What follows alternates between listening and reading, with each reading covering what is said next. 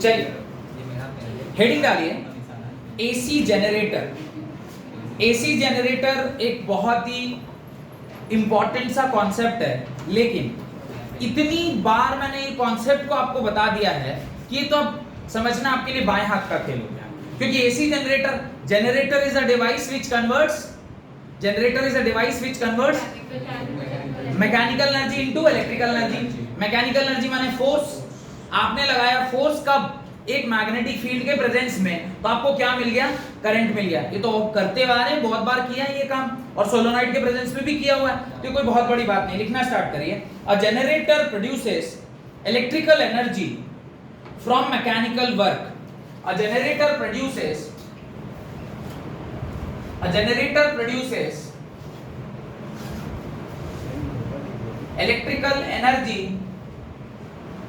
electrical energy from mechanical work, just the opposite of what a motor does. Just the opposite of what the motor does. Motor क्या करता है? Motor converts the electrical energy to mechanical energy. ये इसका exactly उल्टा है। In a generator the shaft is rotated by some mechanical means. In generator the shaft shaft is rotated by some mechanical means such as engine or a turbine, such as an engine or a turbine rotated by some mechanical means such as an engine or a turbine starts working rotated by some mechanical means such as an engine or a turbine starts working and an EMF is induced in the coil. तो एक और बहुत ज्यादा basic difference आपको मिलता है किस दोनों के बीच में? मोटर और जनरेटर के बीच में।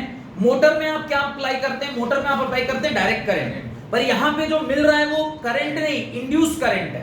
तो ये तभी पढ़ेंगे जब आप ईएमआई का चैप्टर पढ़ रहे होंगे, क्योंकि ईएमआई में ही आप इंड्यूस करंट पढ़ते हैं। इंड्यूस करंट हमें मिलता है चेंज इन फ्लक्स से।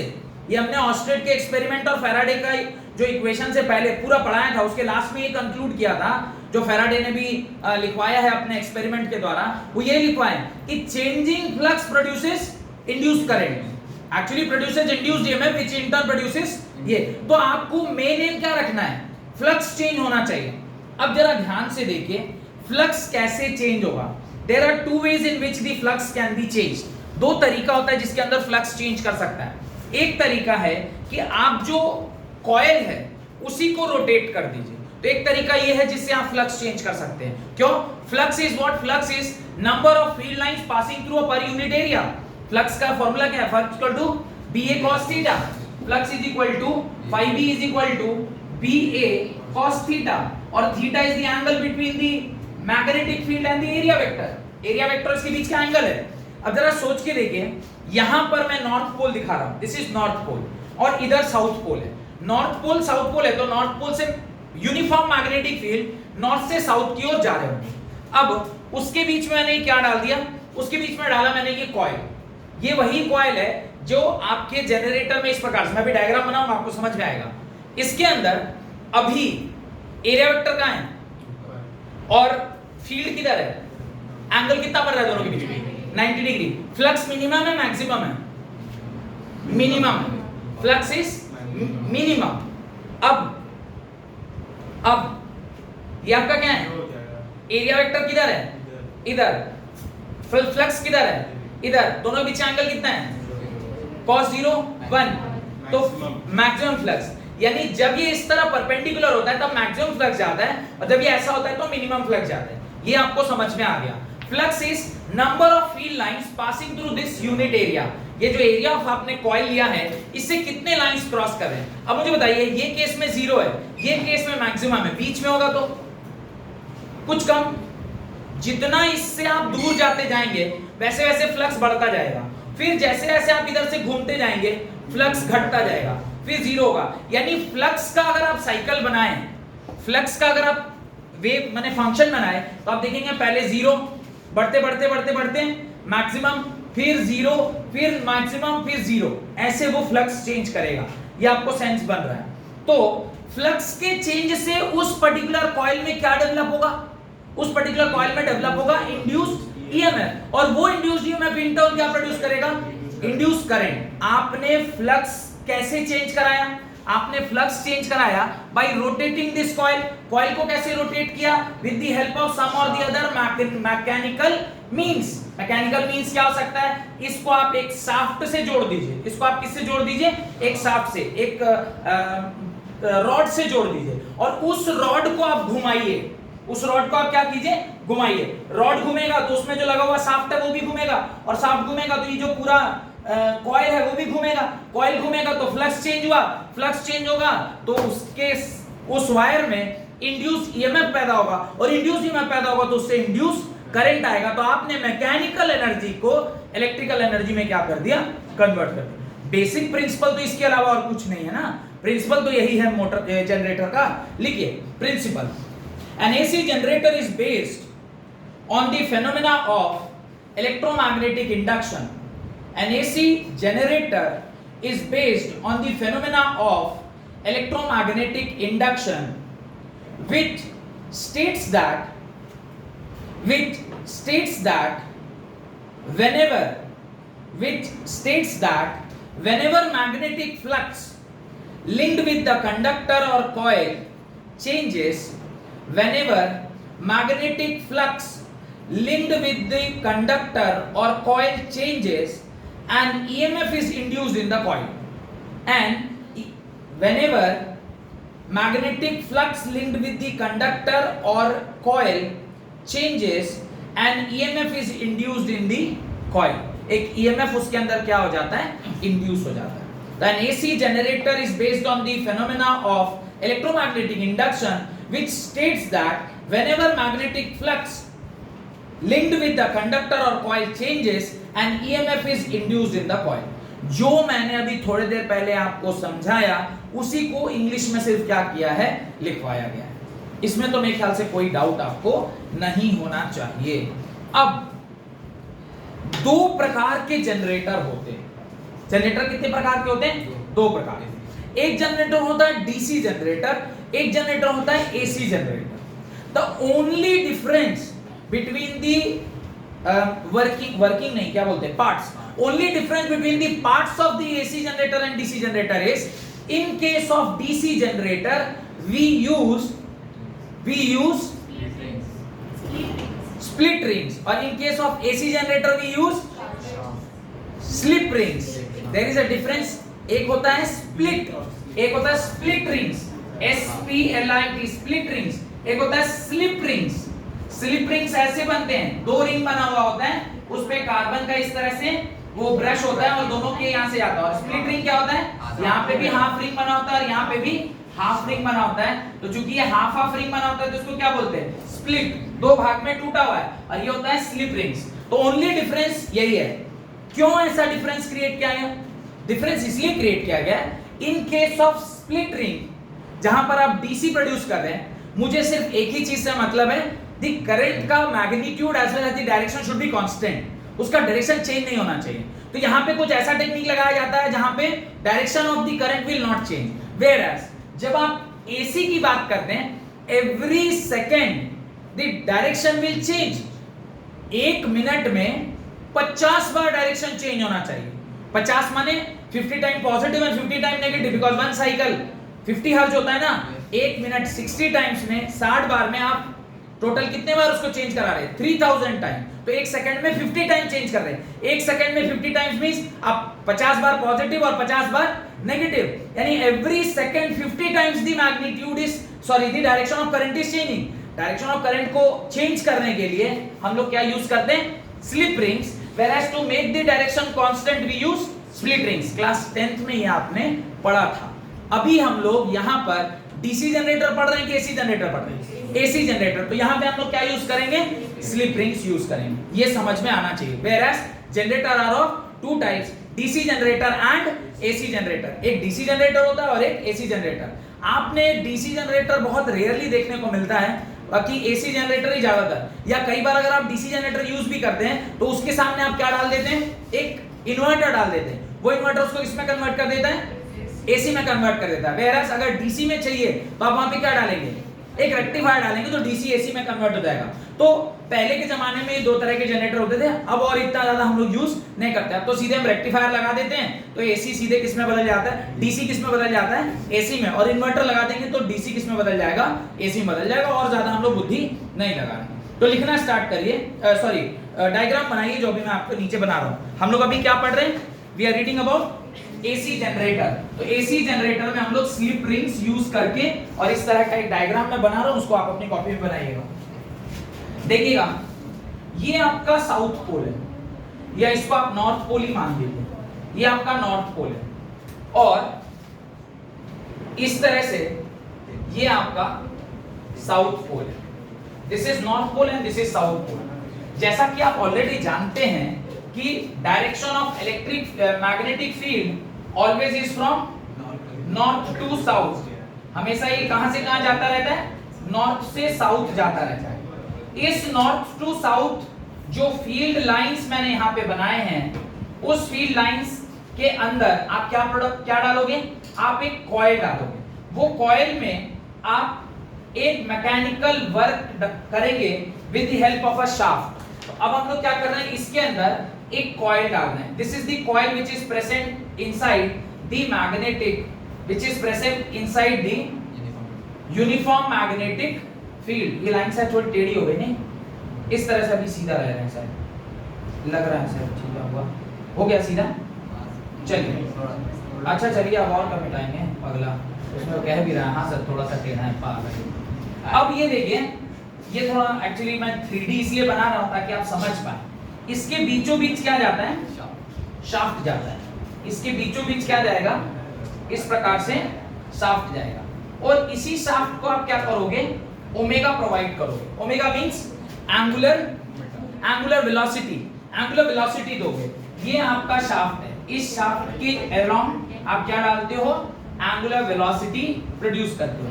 ये जो शाफ्ट है, ये आपके दोनों स्लिप रिंग्स होते हुए वो आगे तक बढ़ता है। ये जो शाफ्ट है, इससे स्लिप रिंग होते हुए थोड़े और आगे तक बढ़ेगा, ये थोड़े और आगे तक जाएगा।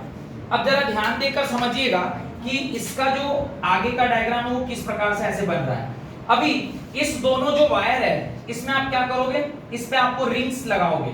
एक पे थोड़ा आगे चल के रिंग लगाओगे, एक पे थोड़ा अभी ही रिंग लगा दोगे। ये एक रिंग है और दूसरी रिंग इस प्रकार से यहाँ लगती है। और ये 1 मिनट यहाँ पे जो लगेगा, यहाँ पे कार्बन का ब्रश भी लगा होता है, उसके साथ ये रिंग्स लगी होती हैं। ये कार्बन का यहाँ ब्रश लगा होता है, उसके साथ ये रिंग लगी होती है। और इस प्रकार से 2 रिंग्स वहां पे प्रेजेंट है। और इस रंग पर जो ये ब्रश लगा है, इसे मैं B1 बोलता हूं, इसको मैं B2 बोलता हूं, इसको S1 और इसको S2। इसको फिर हम लोग इस प्रकार से क्या करते हैं, वायर से कनेक्ट करते हैं। और यहां पर एक अगर मैं बल्ब लगा दूं, यहां पर एक मैं क्या लगा दूं, बल्ब लगा दूं, और जैसे ही ये सिस्टम आपने वहां से क्या प्रोड्यूस किया, ओमेगा प्रोड्यूस किया, और ये बल्ब जलना स्टार्ट हो गया, तो समझिए आपका काम कंप्लीट। आपने मैकेनिकल एनर्जी को किस में कन्वर्ट कर लिया, इलेक्ट्रिकल एनर्जी में कन्वर्ट कर लिया। और ऐसा आपने कहां देखा, एक फिल्म आई थी स्वदेश में आपने देखा है, उसने हाइड्रो पावर प्लांट से, जो गांव में कभी इलेक्ट्रिसिटी नहीं गया था, उसने वहां पे इलेक्ट्रिसिटी प्रोड्यूस की। क्या किया, वो पानी को ऊपर से पहले जमा कराया, जमा कराने के बाद वहां से वो हाई स्पीड वाटर को टरबाइन पर गिराया। टरबाइन कितने आरपीएम पे नाचा, 3000 आरपीएम, 1 मिनट में 3000 बार नाचा। जब 1 मिनट में 3000 बार नाचेगा, मतलब 1 सेकंड में 50 टाइम्स नाचेगा। 50 हर्ट्ज की फ्रीक्वेंसी डेवलप होगी, और उस फ्रीक्वेंसी से जो करंट आएगा वो एसी करंट होगा। और जो बुढ़िया थोड़े गांव में बैठी थी अपने रूम के अंदर, उसके सामने से लाइट जगा, तो बोले अरे बाप रे, ये तो रात में उजाला हो गया। हैव यू सीन दैट स्वदेश? And that is a very emotional moment कि एक बुढ़िया ऑलमोस्ट 90 इयर्स की, एक बुढ़िया बोल रहा हूं, एक एजेड ग्रैंडमा ऑलमोस्ट 90 इयर्स की, और उनके सामने वो लाइट जला, तो अपने जीवन भर में पहली बार उन्होंने उन्होंने लाइट देखा कि अच्छा ऐसे बल्ब भी जलता है, इलेक्ट्रिसिटी करके कोई चीज होती है। That was very emotional moment, जिसमें वो शाहरुख खान ने अपने गांव में जाके विद हिज ऑल साइंसेस जो वो पढ़ा था उससे उसने इलेक्ट्रिसिटी प्रोड्यूस किया अपने गांव में। तो ये आप डायग्राम बनाएं, इसके नीचे फिर मैं इसके मेन पार्ट्स और थ्योरेटिकल कॉन्सेप्ट पढ़ा के आज की क्लास में इसको मैं कंप्लीट कर दूंगा। बनाइए अपनी कॉपी में। कलिंगा में बड़ा ऑफिस है, टू रिच, या फिर तुम ऐसे कहते हो rich kid two, Twice of rich kid. Twice of gold toys. आप कुछ बोल सही बात है, तो क्या बात पर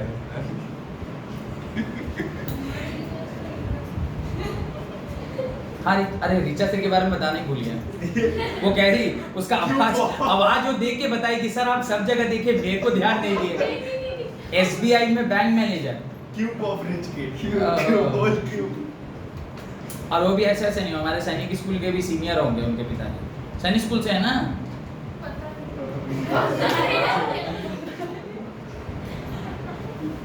दीवार पास आ गई, कहाँ से आते हैं ऐसे लोग, कहाँ से आते हैं? लिखिए मेन पार्ट्स, तुम जो सोच रहे हो वो नहीं, main parts of AC generator, main parts of AC generator. कुछ मुख्य पार्ट होते हैं एसी जनरेटर के, जैसे ये जो आर्मेचर है, ये कॉइल है, स्लिप रिंग्स हैं, ब्रशेस हैं, तो उसके बारे में लिखना है। पहला armature, ARMATURE, armature, right.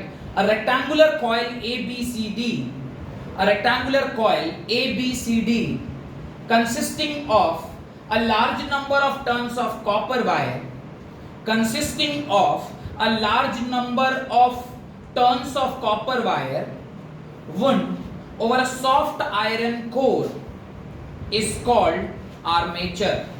A rectangular coil ABCD consisting of a large number of turns of copper wire wound over a soft iron core is called armature.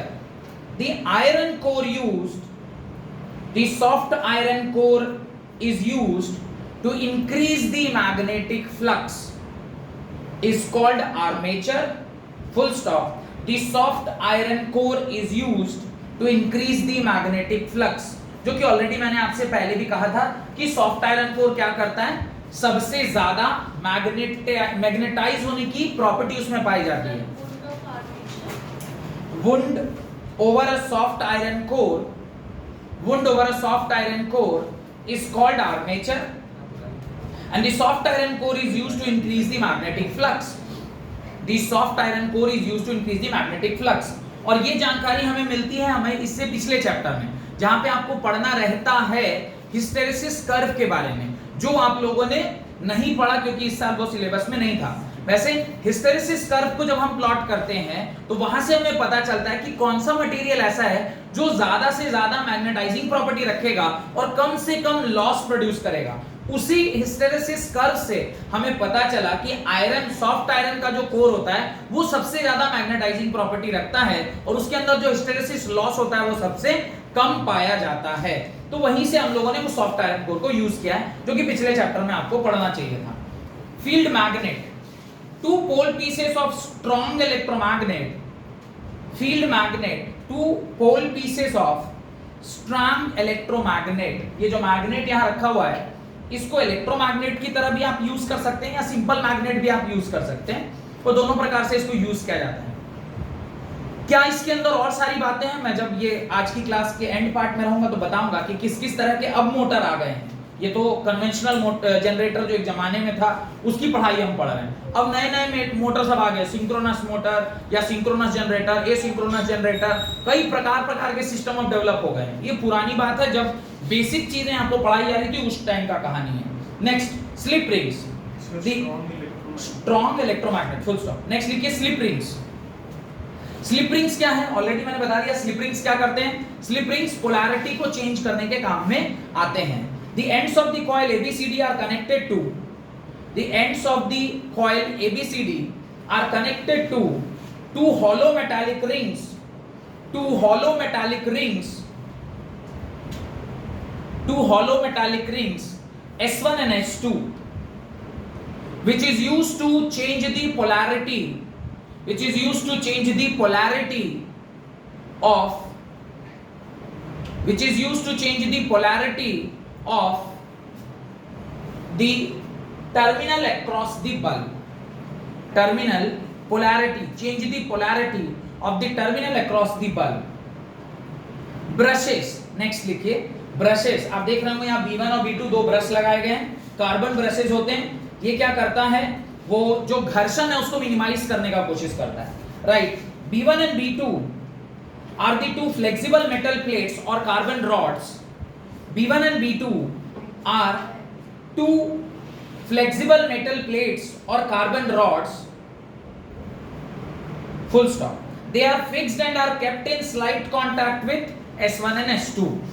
B1 and B2 are the flexible metal plates or carbon rods, नहीं brushes, next slip ring के बाद brushes, चौथा जो इसमें चार ही चीज तो है, स्लिप रिंग, ब्रश, साफ, कोर, मैग्नेटिक फील्ड और ये आर्मेचर एबीसीडी, जो इसके अलावा तो कुछ है नहीं, ये चार पांच चीज से बना हुआ है।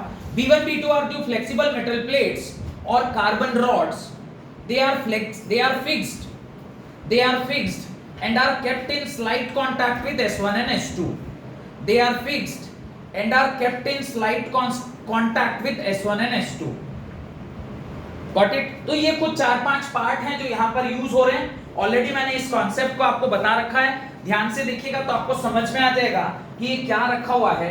इस प्रकार से सपोज करिए ये कॉइल है जो यहाँ पे रखा हुआ है, और ये जो मैग्नेट है ये थ्री डायमेंशनल सोचिए, एक यहाँ पर मेरा हाथ और एक यहाँ पर मेरा हाथ, इस तरह से ये दोनों मैग्नेट सोचिए, और उस मैग्नेट के बीच में मैंने इस तरह से क्या रखा हुआ है, कॉइल रखा हुआ है। अभी मैग्नेटिक फील्ड नॉर्थ से साउथ सब जा रहा होगा, तो जैसे यहाँ पे नॉर्थ से साउथ जा रहा है, इधर भी नॉर्थ से साउथ जा रहा है। अभी इसका एरिया वेक्टर इधर और मैग्नेटिक फील्ड इधर है, इसके बीच का angle 90 degree, phi is equal to BA cos theta, cos 90 is equal to 0, no flux is crossed। लेकिन जैसे जैसे ये घूमेगा, कैसे घूमेगा, जब आप उसमें क्या डालोगे, ओमेगा डालोगे, आप उसको मैकेनिकल वर्क दोगे, जैसे जैसे ये घूमेगा वैसे वैसे जो फ्लक्स लाइन है वो इसके अंदर इस एरिया से क्रॉस करेंगे, और मैक्सिमम कब क्रॉस कर रहे होंगे, जब ऊपर मैग्नेट नीचे मैग्नेट, मैग्नेटिक फील्ड इधर और एरिया और वेक्टर के बीच का एंगल कितना हो गया, 0 डिग्री। तो phi is equal to BA cos theta, cos theta 0 मतलब cos की वैल्यू मैक्सिमम, तो मैक्सिमम फ्लक्स आएगा और फिर ये ऐसे घूमता जाएगा। अब अगर ये ऐसा घूम रहा है तो आपको ये तो समझ में आ गया कि फ्लक्स चेंज कर रहा है, फ्लक्स चेंज करेगा तो इंड्यूस्ड ईएमएफ, इंड्यूस्ड ईएमएफ का आपने क्या फार्मूला पढ़ा है, E is equal to minus d phi by dt। अब जरा ध्यान देखिए, E is equal to minus d phi के जगह पे आप क्या लिखेंगे, NBA cos omega t by dt। Why you are writing cos theta, theta के जगह omega t क्यों लिखा, angular displacement is equal to angular velocity into time, तो theta is equal to omega t, class 11 circular motion, आप already ये concept पढ़े हुए हैं, तो वहां पे हम लोगों ने थीटा की जगह ओमेगा टी लिख दिया। अब इसको जरा ध्यान से देखिएगा, ये जो E है, ये जो E है, इसको आपने क्या किया, माइनस, अभी माइनस साइन को यहीं रख रहा हूं, n number of turns fix, B magnetic field fix, A cross sectional area fix, D of cos omega t by dt। कोई मुझे बताइए differentiation of cos omega t क्या होगा, minus omega sine omega t, पक्का? जो लोग maths के student है वो लोग बता रहे हैं, मतलब मैं मान रहा हूं कि वो लोग सही बता रहे होंगे। तो E is equal to, इसका जब आपने डिफरेंशिएशन किया, minus n BA omega minus sine omega t, यही आएगा या और कुछ आ रहा है, यही आएगा, करेक्ट। अगर ये आया है तो इंड्यूस्ड ईएमएफ की वैल्यू क्या होगी, minus minus plus NBA omega square, sorry omega sine omega t, यानी फ्लक्स का जो फंक्शन है उसके एग्जैक्टली अपोजिट किसका फंक्शन आ रहा है, इंड्यूस्ड ईएमएफ का। यानी जहां जहां पर फ्लक्स मैक्सिमम होगा उस पॉइंट पे इंड्यूस्ड ईएमएफ मिनिमम होगा, और जहां जहां पर फ्लक्स मिनिमम होगा वहां वहां पे इंड्यूस्ड ईएमएफ क्या होगा, मैक्सिमम होगा, क्योंकि ये cos sin थीटा का वैल्यू है और ये जो आपका phi है वो cos थीटा का फंक्शन है। Got it? तो उसके नीचे आप लिखें theory and working, right, theory and working, right, theory and working. ये डेरिवेशन करिएगा, जब बताऊंगा तब करिएगा, अभी रहने दीजिए। Theory and working, the armature of the coil is rotated in a uniform magnetic field, the armature of the coil is rotated in a uniform magnetic field. आपने इस आर्मेचर को यूनिफॉर्म मैग्नेटिक फील्ड में rotate किया with the angular speed of omega. The armature of the coil is rotated in a uniform magnetic field with angular speed of omega. Omega, comma, bracket में लिखिएगा theta is the angle between field and normal to the coil. theta, omega, bracket में लिखिए theta is the angle between the field and normal to the coil. जहां पर theta किसके बराबर होता है? थीटा किसके बराबर होता है? ओमेगा टी के बराबर. ओमेगा जिससे आप उसको घुमा रहे हैं, T is time, omega time के साथ मल्टीप्लाई होगा तो थीटा मिलेगा. Theta is the angle between what? Theta is the angle between the magnetic field and the area vector. Area vector यानी perpendicular to the coil. Perpendicular to the coil is area vector. Area vector और magnetic field का एंगल है जिसको हमने क्या लिखा है? थीटा लिखा है. और यही होता है फाई में BA cos थीटा. वो फाई का BA cos थीटा में is the angle between area vector and magnetic field vector, तो वो थीटा वही है. आगे लिखें which is changing continuously. Obviously अगर आप उसको ओमेगा दीजिएगा तो वो चेंज होगा नहीं होगा? होना ही है. ओमेगा कंटिन्यूअसली क्या कर रहा है? चेंज कर रहा है. जिससे क्या होगा? अगर मेरा ओमेगा चेंज कर रहा है तो उसके थ्रू फ्लक्स चेंज करेगा. अगर फ्लक्स चेंज करेगा तो इंड्यूस्ड ईएमएफ आएगा. इंड्यूस्ड ईएमएफ आएगा तो इंड्यूस्ड करंट पैदा करेगा. और इंड्यूस्ड करंट का डायरेक्शन आप कौन से रूल से देते हैं? Fleming's right hand rule. आप फ्लेमिंग्स राइट हैंड रूल से डायरेक्शन ऑफ इंड्यूस्ड करंट देते हैं, जो ऑलरेडी हम लोगों ने कई सारे क्वेश्चन में ऑलरेडी प्रैक्टिस कर रखे हैं. लिखिए therefore magnetic flux linked with the coil, magnetic flux linked with the coil changes. Magnetic flux change कर जाएगा and an EMF is induced in the coil. And an EMF is induced in the coil. Full stop. According to the Fleming's right hand rule,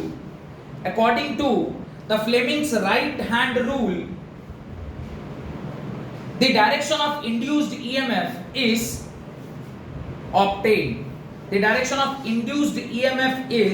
obtained. तो सबसे पहले आप वहां पर क्या लिखिए? ये जनरेटर के डायग्राम के बाद आप सबसे पहले वहां क्या लिखेंगे? फाई इज इक्वल टू होता है BA cos थीटा के बराबर. चूंकि ऑलरेडी हमने लिखा हुआ है थीटा किसके बराबर है? ओमेगा टी के बराबर. तो फाई आप लिखेंगे BA cos ओमेगा टी. ये सिंगल कॉइल के लिए था. n नंबर ऑफ कॉइल्स के लिए क्या होगा? NBA cos omega T. यहां तक पहले लिखिए.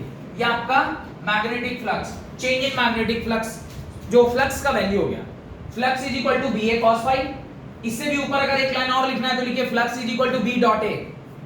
यहीं से डेरिवेशन होगा ना, flux is equal to B dot A. फिर लिखेंगे flux is equal to BA cos theta. Theta is equal to omega T. कौन सा ओमेगा? जिस ओमेगा से आप उस शाफ्ट को क्या कर रहे थे? घुमा रहे थे. तो उसको टाइम के साथ मल्टीप्लाई किया तो चेंज इन थीटा आया. तो ये BA cos theta. Phi is equal to एक टर्न के लिए for n number of turns क्या होगा? NBA cos omega t. अब according to Faraday E is equal to क्या होता है? Minus d phi by dt. Minus d phi, phi की जगह पे क्या लिख दिया? NBA cos omega t. NBA cos omega t को आप जो कांस्टेंट था उसको बाहर निकाल दिया. आपके पास क्या बच गया? D cos omega T by dt. अब इस D cos omega T by dt को आपने डिफरेंशिएट किया, वो आएगा omega minus sin omega T. आपने माइनस माइनस को मल्टीप्लाई किया, ये प्लस हो गया. NBA omega sin omega T is the value of induced EMF. Is the value of induced EMF. ये इंड्यूस्ड EMF की वैल्यू है. और ये जो आपका वैल्यू है ये पूरा पूरा कांस्टेंट है. N भी कांस्टेंट, B भी कांस्टेंट, A भी कांस्टेंट, और जिस स्पीड से आप इसको घुमा रहे हैं वो भी कांस्टेंट. क्योंकि हमें जो फ्रीक्वेंसी चाहिए Hz वो फिक्स है. कितना? 50 हर्ट्ज. तो 50 हर्ट्ज को पाने के लिए जिस ओमेगा से घुमाना होगा वो भी क्या होगा? फिक्स होगा. तो ये पूरी क्वांटिटी फिक्स्ड है. तो आप इसे क्या लिखेंगे? E is equal to E naught sine omega T. और जैसे ही हमने पोटेंशियल को साइन थीटा के टर्म्स में लिख दिया, वैसे ही AC का आगाज, AC का फंडामेंटल, AC का फाउंडेशन हमने यहां से तैयार कर दिया. करंट क्या लिखाया था? Current is equal to I naught sine omega T, और ईएमएफ क्या लिखा रहा हूं, EMF is equal to E naught sine omega T. यहीं पे आप एसी चैप्टर को इनविटेशन दे रहे हैं कि अब आपको तो एसी पढ़ना ही होगा, क्योंकि एसी का फंक्शन हमें पता चल गया है। अब एसी के अंदर हम लोग प्रवेश करेंगे। उससे पहले मैं चाहता हूं कि यहां तक लिखने के बाद आप कुछ लाइनें उसके नीचे लिखें। since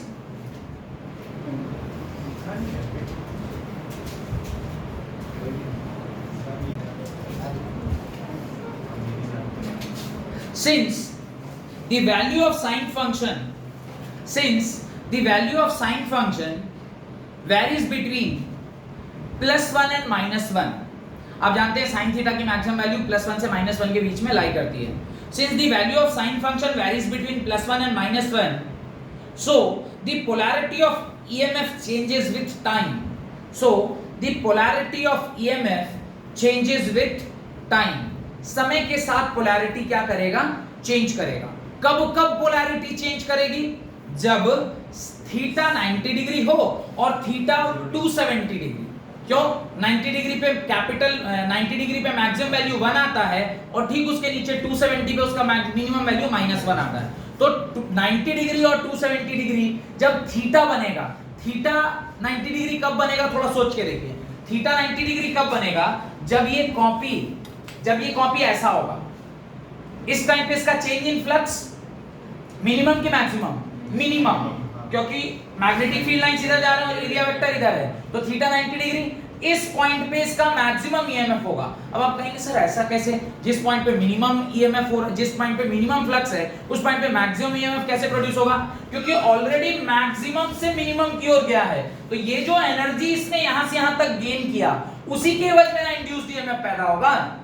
तो ये जो एनर्जी, यहां पर जो सबसे ज्यादा फ्लक्स चेंज था, ये जैसे जैसे कम होता गया तो इसकी एनर्जी ही ना इंड्यूस्ड ईएमएफ में कन्वर्ट हो रही है। आपको एक हेडिंग पढ़ाए थे, कंजर्वेशन ऑफ एनर्जी, जिसके अंदर आपको लिखा था इंड्यूस्ड ईएमएफ और मैकेनिकल वर्क के बीच में एक रिलेशनशिप लिखवाए थे। तो वहां पे यही बताया होगा कि जैसे जैसे चेंजिंग फ्लक्स घटेगा, वैसे वैसे इंड्यूस्ड ईएमएफ की वैल्यू बढ़ती जाएगी। तो इंड्यूस्ड ईएमएफ बढ़ेगा और जहां पर ये मिनिमम होगा वहीं पे वो मैक्सिमम। फॉर्मूला भी यही कहता है, जहां पे इंड्यूस्ड ईएमएफ मैक्सिमम होगा वहां पे ईएमएफ मिनिमम, जहां पे इंड्यूस्ड ईएमएफ मिनिमम होगा वहां पे जहां पे फ्लक्स मैक्सिमम वहां पे इंड्यूस्ड ईएमएफ मिनिमम, जहां पे फ्लक्स मिनिमम वहां पे इंड्यूस्ड ईएमएफ मैक्सिमम होगा। क्योंकि दोनों के बीच में 90 डिग्री का डिफरेंस है, cos थीटा एक sin थीटा है, और cos थीटा sin थीटा का फंक्शन तो आपको पता ही होगा। sin थीटा ऐसे होता है और cos थीटा ऐसे होता है। तो जहां पर ये 1 वैल्यू देता है वहां पे ये 0, जहां पे ये 0 देता है वहां पे ये 1 वैल्यू देता है। ऑब्वियसली दोनों उल्टा चलता है, ठीक है। लिखें इस बात को आगे। So the polarity of EMF changes with time, full stop. The EMF has its extreme value, the EMF has its extreme value when theta is equal to 90 degree or theta is equal to 270 degree. The EMF has its extreme value when theta is equal to 90 degree or theta is equal to 270 degree, as the change of flux is greatest at this point, as the change of flux is maximum at these points. इस time पर change in flux क्या होगा, maximum होगा, क्योंकि जब theta 0 degree था वहां से 90 डिग्री हुआ, तो इसके बीच में सबसे ज्यादा चेंज फाइनल माइनस इनिशियल, तो यहां पे सबसे ज्यादा चेंज हुआ। और ईएमएफ क्या होता है, change in flux per unit time, तो वही इंड्यूस्ड ईएमएफ है। जिस टाइम पे चेंज इन फ्लक्स मैक्सिमम, उस टाइम पे इंड्यूस्ड ईएमएफ भी क्या होगा, मैक्सिमम आएगा, इसलिए वहां पे मैक्सिमम आया, full stop. The direction of current changes periodically, the direction of current changes periodically, and therefore the current is called alternating current. Therefore the current is called alternating current. इसलिए इस current को आप क्या बोलते हो, alternating current बोलते हो। मेरे ख्याल से इसमें कोई डाउट आपको नहीं होना चाहिए। लास्ट एक नोट उसके नीचे डालिए, the frequency of rotation is 50 hertz in India. The frequency of rotation is 50 hertz in India. India में जो फ्रीक्वेंसी ऑफ रोटेशन है वो 50 हर्ट्ज के बराबर है। यहां पे आपका इलेक्ट्रोमैग्नेटिक इंडक्शन चैप्टर समाप्त हुआ अगली क्लास में हम लोग ऑल्टरनेटिंग करंट चैप्टर को स्टार्ट करेंगे। उससे पहले मैं ये चाहूंगा कि आप एटलीस्ट बेसिक न्यूमेरिकल जो आपको ऑब्जेक्टिव वाला, मैं कोशिश करूंगा कि शीट आपको जल्दी से जल्दी वो EMI का दे दूं, ताकि वो जो ऑब्जेक्टिव के क्वेश्चंस है वो आप बड़ी आसानी से लगा सकें। अगली क्लास में हम लोग ऑल्टरनेटिंग करंट स्टार्ट करेंगे। बहुत बहुत धन्यवाद आज की क्लास अटेंड करने के लिए। GOC वाला भी दे देंगे, अब जब प्रिंट कराने जाएंगे तो दे ही देंगे।